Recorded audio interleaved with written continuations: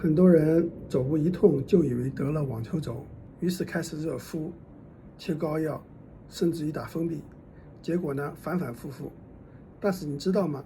肘部痛不一定都是网球肘，也有可能是肘关节有积液、滑囊炎、肌腱撕裂或者断裂，或者是神经的挤压坎顿。那这个时候就有必要去做一个 B 超。B 超可以看到肌腱的撕裂情况、关节积液、滑囊炎，甚至于神经的情况。比如说在动态的情况下，看一看尺神经、正中神经是不是被挤压或者是移位。如果是肘部疼痛反复6周以上，打针效果不明显，就一定要去做一个 B 超，看一下肘关节周围软组织的情况。你的肘部疼痛多久了？有没有做对检查？评论区告诉我。